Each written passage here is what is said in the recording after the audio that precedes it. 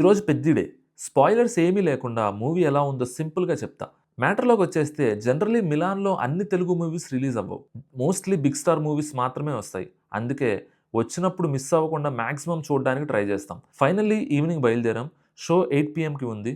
మేము 7:50 కల్లా రీచ్ అయిపోయాం. నా లైఫ్‌లో ఫస్ట్ టైమ్ థియేటర్‌లో ఫస్ట్ ఆడియన్స్‌గా ఎంటర్ అయ్యాను.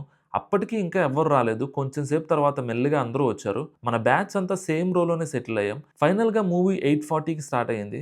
ఓవరాల్‌గా మూవీ చాలా బావుంది. ఫస్ట్ హాఫ్ అయితే ఎక్సలెంట్. స్టార్టింగ్ నుంచి ఇంటర్వెల్ వరకు ఎక్కడా బోర్ అనిపించలేదు.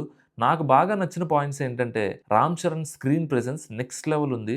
ఆ బాడీ ట్రాన్స్‌ఫర్మేషన్, ఆ ఎఫర్ట్ సినిమాలో క్లియర్‌గా కనిపిస్తుంది. ఎలివేషన్ సీన్స్ అయితే మామూలుగా లేవు.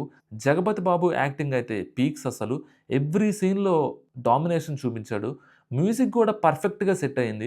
మూవీకి పెద్ద మైనస్ ఏంటంటే, ఆ హీరోయిన్ క్యారెక్టర్ మొత్తం లేపేసుంటే లెంత్ కొంచెం తగ్గి చాలా బావుండేది.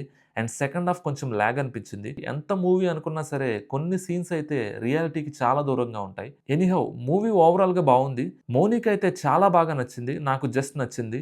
దీనివల్ల మాకు రిటర్న్‌లో కొంచెం ఫైట్స్ గూడా. సెకండ్ హాఫ్ యావరేజ్ అని చెప్పే ఫ్రీడమ్ గూడా లేదు నాకు. ఇంక ఫైనల్‌గా మూవీ అయిపోయి ఇంటికి రిటర్న్ అయ్యేపాటికి ఆల్‌మోస్ట్ 12:40 ఏఎం అయింది. ఈరోజు స్టెప్ కౌంట్ వచ్చేసి 8K. Here is Moni's check list for today. That's day 38.